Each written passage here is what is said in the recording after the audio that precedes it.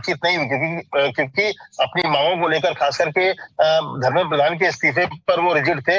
अब लेकिन क्या क्या मांगे हैं, क्योंकि सरकार की तरफ से ये कहा गया कि वो बातचीत को तैयार है, लेकिन अगर आप शर्त के साथ बातचीत करेंगे, सरकार भी चाहती है कि ये जो बच्चों के एग्जाम को लेकर जो दिक्कत है या शिक्षा की व्यवस्था को किस तरह से दुरुस्त करना है, मैकेनिज्म कैसे अच्छी होनी चाहिए, इसको लेकर सरकार बात करना चाहती है, लेकिन एक शर्त के साथ कि सिर्फ इस्तीफा होने के बाद ही बात होगी, तो उसको लेकर सरकार तैयार नहीं थी। लेकिन आज जिस तरह से मुलाकात हुई और साथ बैठे हैं, एक तरह से जो उनकी डिमांड थी उसका मेमोरेंडम उन्होंने दिया है सीजेपी के सौरभ और आशुतोष ने जेपी नड्डा को, और जेपी नड्डा भी इसलिए क्योंकि अगर देखिए तो ये पूरा मामला जो है नीट की परीक्षा के पेपर लीक होने से हुआ है, मेडिकल कॉलेज को लेकर है, तो इसीलिए शिक्षा स्वास्थ्य मंत्री इस पूरे मामले को डील कर रहे हैं। तो ये मुझे लगता है एक तरह से ब्रेक थ्रू आप कह सकते हैं, जो एक डेडलॉक टाइप का बना हुआ था वो कहीं ना कहीं टूटता दिख रहा है और आगे जो है कदम बढ़ेगा, और मुझे लगता है निश्चित तौर पर कोई ना कोई बीच का रास्ता जरूर निकलेगा। कल जो सोनम वांगचुक जी की वाइफ का बयान आया था राजकुमार भाटी जी, तभी लग रहा था कि शायद कोई बीच का रास्ता निकालने की कोशिश की जा रही है। गीतांजलि जी ने खुद ही कह दिया था कि भाई अगर उनसे बातचीत की जाए तो हम ये इसको खत्म कर सकते हैं। आपके हिसाब से कुल मिलाकर देखा जाए तो इस पूरी कहानी में जो छात्रों ने किया आज, क्योंकि ये इल्जाम लग रहा है कि छात्रों ने प्रोटेस्ट में पत्थर चलाए, कुछ लोग पुलिस वाले घायल हो गए, क्या आपको लगता है कि इस प्रोटेस्ट में ऐसा हुआ होगा? नहीं, ढेर सारे विजुअल्स सोशल मीडिया पे और मैन मीडिया पे घूम रहे हैं। कोई ऐसा दृश्य अभी तक देखने को नहीं मिला कि आंदोलनकारियों की ओर से कोई हिंसा की गई हो या कोई तोड़फोड़ की गई। बहुत ही शांतिपूर्वक और बहुत अनुशासित तरीके से आंदोलन चला। और जो आप कह रहे हैं बीच का रास्ता निकालने की कोशिश की, बीच का रास्ता निकालने की कोशिश तो अब से 15 दिन पहले की जाती। अब तो एक तरफा रास्ता निकालने की कोशिश की, लाठी बजाकर जबरन प्रदर्शनकारियों को वहां से हटा दिया गया है। अब औपचारिकता के लिए बातचीत की जा रही है। सरकार झुकना चाहती नहीं है, सरकार जनमत का, जनभावना को कोई सम्मान करना चाहती नहीं है। बातचीत कर रही है सर, और सरकार ने एक तरीका अपना लिया है। भारतीय जनता पार्टी जब से सत्ता में है, इनका एक तरीका है कि जब भी कहीं कोई आंदोलन होता है उसे बदनाम करने के लिए 2-4 जुमले ले आते हैं। जैसा अभी त्यागी जी बोल रहे थे कि इन्होंने तो ये नारे लगाए, वो नारे लगाए। कई बार तो बीजेपी अपने लोगों को उसमें घुसा के नारे लगवा देती है। अभी तो त्यागी जी ने ये नहीं कहा कि वहाँ पाकिस्तान जिंदाबाद के भी नारे लगे, कल तक ये भी खबर आ जाएगी कि वहाँ पर पाकिस्तान जिंदाबाद के भी नारे लगाए गए। सब फर्जी बातें हैं।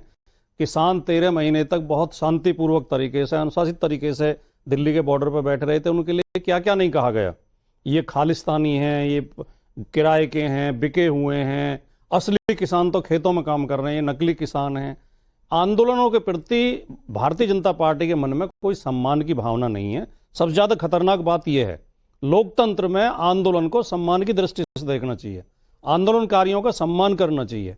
आज मोदी जी भाषण दे रहे थे, मीडिया को बोल रहे थे, तो उनकी बात सुनी हमने कि आवाज चाहे धीमी गति से कही जाए, अगर तर्क है और तथ्य है तो धीमी आवाज भी सुनी जाती है।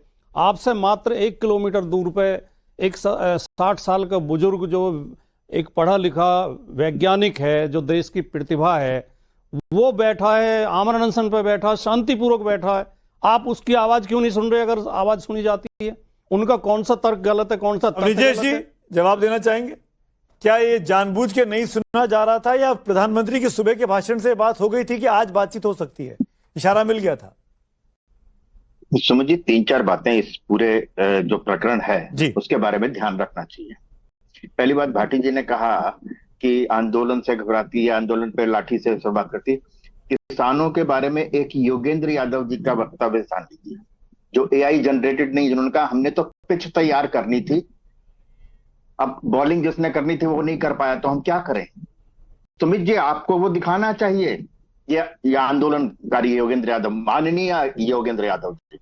दूसरा, मंदसौर में मालूम है ना, मंदसौर में किसानों पर जब गोलियां चली थी कितने किसान मारे गए थे। मैं ये नहीं कहना चाहता कि उन्होंने मारे थे तो इनको भी मारने चाहिए, बिल्कुल मेरा ये मकसद नहीं, लेकिन जो ये कहता है ना, इसलिए मुझे दिक्कत होती है, पहली बात।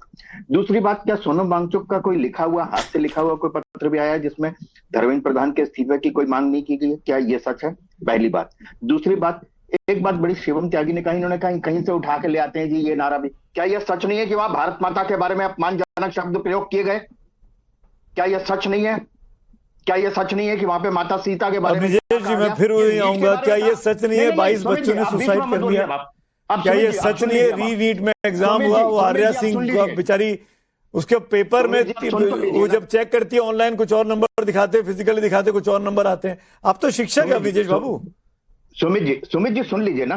नहीं, मैं ये कह रहा हूं कि नीट के, सुन तो लीजिए ना पूरी बात। मैं कह रहा हूं इसको पूरे प्रकरण को रिविजिट करना बहुत जरूरी है, क्योंकि सिर्फ ये रिविजिट आप ही को करना है। एक सेकंड मेरी बात तो सुन लीजिए ना सुमित जी, आप पूरी तो करने दीजिए ना।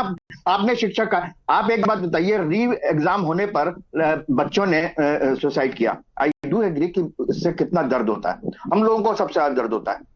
लेकिन आप एक बार बताइए, कोटा में उसके पहले तैयारी के दौरान कितनी सुसाइड होते हैं, उसके बारे में किसने सोचा कि पूरी शिक्षा व्यवस्था में ओवरहॉलिंग की जरूरत है?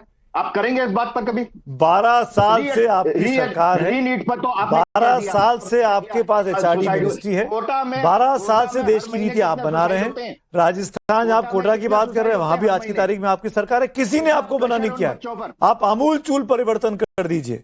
लेकिन मैं अनुमा आचार्य को पूछना चाहूंगा, अनुमा आचार्य, क्या विपक्ष की तरफ से जो सुस्ती दिखाई गई, खासकर राहुल गांधी की तरफ से इस पूरे आंदोलन को लेकर, इसीलिए यह आंदोलन इतना लंबा खिंचा?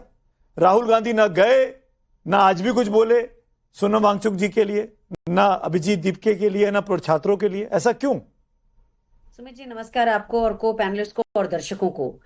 पिछले 3 महीने से आईवाईसी और एनएसयूआई उदय भानुछेब और विनोद जाखड़ के नेतृत्व में लगातार प्रदर्शन कर रहे हैं। मैंने नहीं देखा कि आपके चैनल ने उसे कवर किया, एक बार भी नहीं देखा। तो ये एक विपक्ष तो हो, लेकिन वो कांग्रेस ना हो, और विपक्ष अगर कांग्रेस है तो हम उसके बारे में बात नहीं करेंगे। ये भी तो एक मतलब बात मैं है। अगली बार से छिप साहब को बुला लिया करूं डिबेट में, क्योंकि वो प्रदर्शन कर रहे थे। अनुमा जी को ना बुलाया करो। मेरा कहने का अर्थ ये है, नहीं, आपके वही पार्टी चला रहे हैं इस मुद्दे को, अगर छिप साहब ही उठा रहे हैं अनुमा मैम। कांग्रेस एक लीडरशिप से संदेश जाता है, क्यों धर्मेंद्र प्रधान का इस्तीफा मांगा जा रहा है इस कहानी में? जवाबदेही दिखाने के लिए सरकार के पास जवाबदेही सरकार की होनी चाहिए। अगर राहुल गांधी का काम छिप साहब कर रहे हैं, तो फिर अनुमा आचार्य, राहुल गांधी, खड़गे जी, पवन खेड़ा, इन सब की क्या जरूरत है?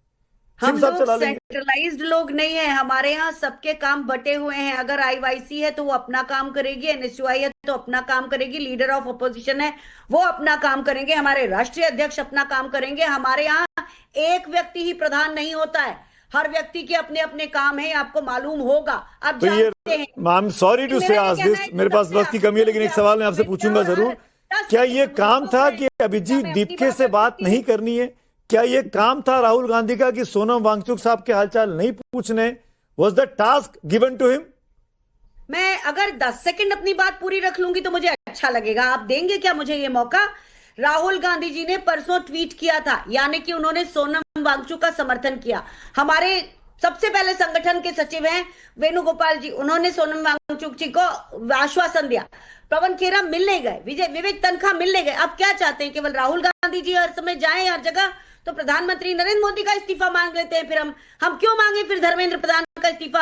अरे इस देश में पूरा सिस्टम कोलैप्स है। आप देख लीजिए, नकली अदालतें चल रही हैं, नकली एम्बेसी आ रही है, नकली पुलिस स्टेशन है, नकली कॉलेजेस चल रहे हैं। मेरे मध्य प्रदेश में तो नकली हॉस्पिटल भी है जिसमें पोस्टिंग भी होती रही, और कॉलेजेस में देखिए प्रोटेस्ट आज हुआ, और प्रोटेस्ट के आगे सरकार को भी सम्मान देना पड़ा और बातचीत के लिए बुलाना पड़ा। अगर यही बातचीत 15 दिन 20 दिन पहले हो जाती तो आज ये परिस्थिति नहीं बनती। बस